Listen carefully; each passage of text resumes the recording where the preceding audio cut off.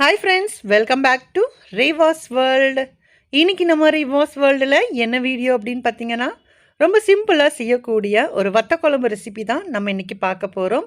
இதில் வத்தல் எதுவுமே சேர்க்காம வெறும் சின்ன வெங்காயம் மட்டும் யூஸ் பண்ணி சூப்பராக டேஸ்ட்டாக வத்த குழம்பு வந்து நம்ம இப்போ ப்ரிப்பேர் பண்ண போகிறோம். இது எப்படி செய்கிறதுன்னு வாங்க இப்போ வீடியோக்குள்ளே போகலாம். ஃபஸ்ட்டு வந்து ஒரு பேன் எடுத்து வச்சுருக்கேன். இதில் தேவையான அளவுக்கு எண்ணெய் சேர்த்துக்கலாம். இப்போ இது கூட கொஞ்சமாக வெந்தயம், ஒரு அரை டீஸ்பூன் அளவுக்கு வெந்தயம் சேர்த்துக்கோங்க. ஏன்னா இந்த வெந்தயத்தோட வாசனை தான் கண்டிப்பாக உங்களுக்கு அந்த வத்த குழம்பு டேஸ்ட்டுக்கு நல்லாயிருக்கும். ஸோ அரை டீஸ்பூன் அளவுக்கு வெந்தயம், கொஞ்சமாக கருவேப்பிலை சேர்த்துக்கோங்க. ஃப்ரெஷ்ஷாக முடிஞ்ச அளவுக்கு சேர்த்துக்கோங்க, இன்னும் டேஸ்ட் நல்லாயிருக்கும்.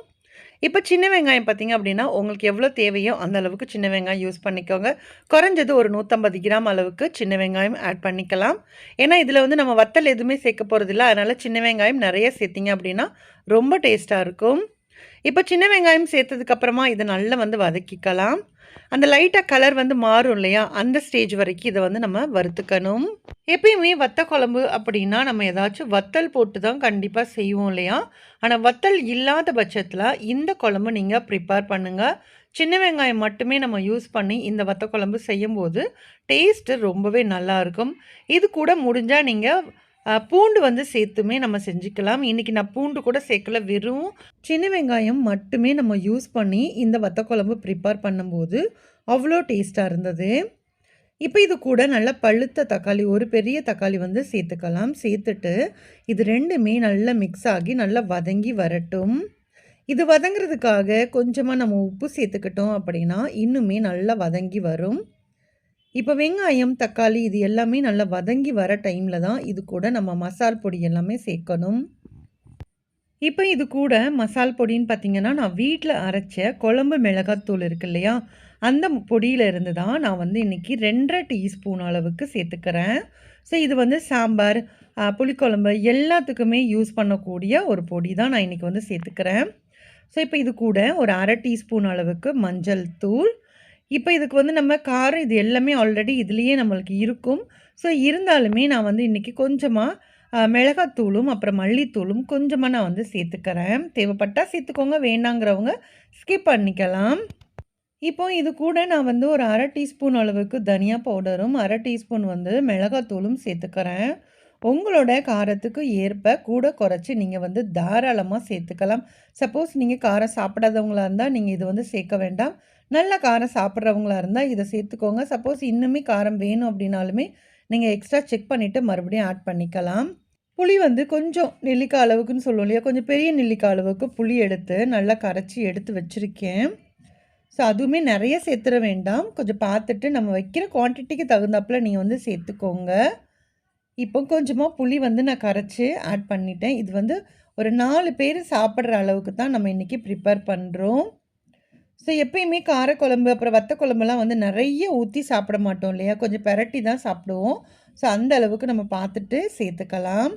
இப்போ ஒரு மூடி போட்டுட்டு இது வந்து நல்லா கொதிச்சிட்டு இருக்கட்டும். இப்போ தேங்காய் வந்து நான் அரைக்க போகிறேன். தேங்காய் கூட பூண்டு மட்டும் பார்த்திங்க அப்படின்னா ஒரு 4லேருந்து 5 பூண்டு பல், கொஞ்சமாக ஜீரகம் சேர்த்து நல்லா அரைச்சிட்டு இதை வந்து சேர்த்துக்கிட்டேன். ஏன்னா நம்ம இன்றைக்கி பூண்டு பல் வந்து அப்படியே சேர்க்கலைங்கிறதுனால பூண்டு வந்து நான் அரைச்சி சேர்த்துக்கிட்டேன். இப்போது இதுக்கு தேவையான அளவுக்கு தண்ணி வந்து பார்த்துட்டு சேர்த்துக்கலாம். ஏன்னா நம்ம தேங்காய் எல்லாமே அரைச்சி ஊற்றும் போது அந்த திக்னஸுக்கு தகுந்தாப்பில் பார்த்துட்டு நம்ம சேர்த்துக்கலாம். ஏன்னா எப்பயுமே வத்த குழம்பு அப்படின்னா கொஞ்சம் கெட்டியாக தான் இருக்கும், ரொம்ப தண்ணியாக நம்ம வந்து வைக்க மாட்டோம். ஆனால் நான் என்றைக்குமே பார்த்திங்கன்னா வத்த குழம்பு ரொம்ப கெட்டியாக அப்படிலாம் வைக்க மாட்டேன், கொஞ்சம் ஓரளவுக்கு பார்த்து தான் வைப்பேன். ஸோ அதனால் நான் இந்த அளவுக்கு தண்ணி சேர்த்துருக்கேன். ஏன்னா இன்னும் நமக்கு அது வந்து கொதிக்கணும் இல்லையா, கொதித்து கொஞ்சம் நேரம் வத்துச்சு அப்படின்னா நமக்கு தேவையான அளவுக்கு அந்த கன்சிஸ்டன்சி கரெக்டாக வந்துடும். ஸோ இப்போ இது வந்து நல்லா கொதிச்சிட்டு இருக்கட்டும். இப்போ மறுபடியும் இது வந்து ஒரு மூடி போட்டுட்டு நம்ம இது வந்து நல்லா கொதிக்க வச்சுக்குவோம். எப்பயுமே வந்து நம்ம வத்த குழம்பு அப்படின்னா அதுக்கு ஒரு பொடி வந்து ஆட் பண்ணுவோம் இல்லையா, அந்த பொடி வந்து நான் இன்றைக்கி ஒரு 1.25 டீஸ்பூன் அளவுக்கு அந்த பொடி வந்து ஆட் பண்ணிக்கிறேன். இந்த பொடி எல்லாமே சேர்க்கும்போது தான் உங்களுக்கு அந்த வத்த குழம்போட ஒரிஜினல் அந்த டேஸ்ட் வந்து நம்மளுக்கு கிடைக்கும். ஸோ அதனால நான் இது வந்து கொஞ்சமாக நான் ஆட் பண்ணிக்கிட்டேன். ஒரு 1.25 டீஸ்பூன் அளவுக்கு நீங்கள் சேருங்க, சேர்த்திங்க அப்படின்னா கரெக்டாகவே இருக்கும். ஸோ இது வந்து நல்லா மிக்ஸ் பண்ணிட்டேன். இப்போ வந்து நம்ம ஒரு மூடி போட்டுட்டு நல்லா சிம் பண்ணி வச்சுருங்க. நல்லா ஒரு 10லேருந்து ஒரு 15 நிமிஷம் போல் இது வந்து நல்லா சிம்லேயே நல்லா வெந்து அந்த தண்ணி எல்லாமே கொஞ்சம் சுண்டி வரும்போது உங்களுக்கு ஆட்டோமேட்டிக்காக அந்த வாசனை பார்த்திங்கன்னா கம கமன்னு அப்படி வரும். ஸோ இப்போ இதுக்கு வந்து ஒரு தாளிப்பும் நம்ம போடணும் இல்லையா? அதனால் தாளிக்கிறதுக்கு ஒரு கடாயில் நல்லெண்ணெய் எடுத்துக்கோங்க.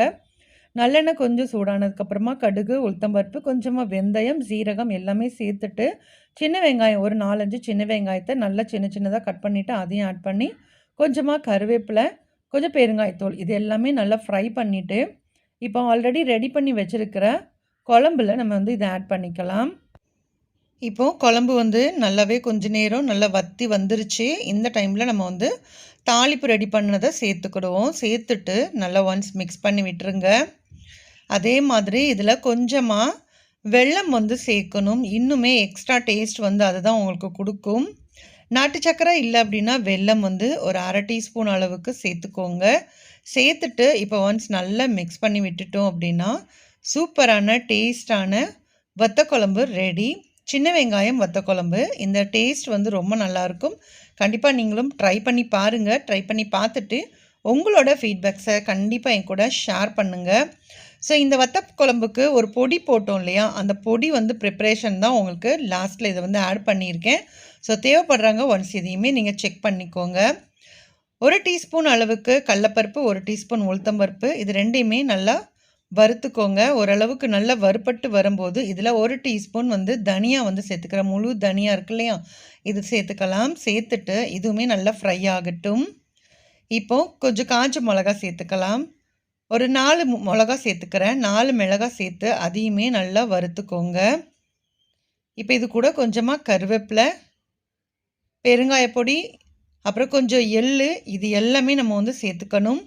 ஸோ இந்த பொடி பொறுத்த அளவுக்கு நீங்கள் வெறும் வத்தக்குழம்புக்கு மட்டும் கிடையாது, நீங்கள் வந்து புளி சாதம் வந்து கிளறினாலும் சரி, இல்லை அப்படின்னா வேறு ஏதாவது பொரியல் செஞ்சாலுமே இந்த பொடி போட்டு நீங்கள் வறுத்தீங்க அப்படின்னா அவ்வளோ டேஸ்ட்டாக இருக்கும். நான் 1/2 டீஸ்பூன் மிளகு சேர்த்துக்கிறேன். சேர்த்துட்டு இப்போ இது கூட எல்லாமே நான் சொன்ன மாதிரி தான். நான் இன்றைக்கி வெள்ளை எள்ளுக்கு பதிலாக நான் இன்றைக்கி கருப்பு எள்ளு சேர்த்துக்கிறேன். சப்போஸ் உங்ககிட்ட வெள்ளை எள்ளு இருந்துச்சு அப்படின்னா வெள்ளை எள்ளு சேர்த்துக்கோங்க. ஏன்னா வெள்ளை எள்ளு சேர்க்கும்போது அந்த கலர் ரொம்ப மாறாது. ஏன்னா கருப்பு எள்ளு போடும்போது கொஞ்சம் கலர் மாறும் இல்லையா, அதுக்காக வெள்ளை எள்ளு சேர்த்து நீங்கள் வந்து பவுடர் பண்ணி எடுத்து வச்சுட்டிங்க அப்படின்னா நீங்கள் பொரியலுக்கு கூட நீங்கள் இது வந்து ஆட் பண்ணிக்கலாம். அதே மாதிரி நீங்கள் புளி சாதம், அப்புறம் நான் இப்போ செஞ்சேன் இல்லையா வத்தக்குழம்பு, இது எல்லாத்துக்குமே இந்த பொடி கொஞ்சமாக நீங்கள் 1 டீஸ்பூன் போட்டிங்க அப்படின்னா ரொம்ப டேஸ்ட்டு நல்லாயிருக்கும். ஸோ இதை வந்து நல்லா வறுத்துக்கோங்க. நல்லா வறுத்ததுக்கப்புறம் ஆற வச்சுட்டு ஒரு மிக்ஸி கப்பில் அரைச்சி ஒரு டப்பாவில் ஸ்டோர் பண்ணிக்கோங்க. அவ்வளோதான். நான் போட்ட பொடியோட ரெசிப்பியும் உங்கள் கூட நான் ஷேர் பண்ணியிருக்கேன். ஸோ நான் இன்றைக்கி செஞ்ச வெங்காய வத்தக்குழம்பு உங்களுக்கு பிடிச்சிருக்கும் அப்படின்னு நினைக்கிறேன். பிடிச்சிருந்துச்சு அப்படின்னா வீடியோக்கு ஒரு லைக் கொடுங்க. அதே மாதிரி நம்மளோட ரேவாஸ் வேர்ல்ட் சேனலை இது வரைக்கும் நீங்கள் சப்ஸ்கிரைப் பண்ணலை அப்படின்னா ப்ளீஸ் சப்ஸ்கிரைப் பண்ணிவிட்டு சப்போர்ட் பண்ணுங்கள். நெக்ஸ்ட் ஒரு இன்ட்ரெஸ்டிங்கான வீடியோட மீண்டும் உங்களை வந்து சந்திக்கிறேன். பாய். தேங்க்ஸ் ஃபார் வாட்சிங்.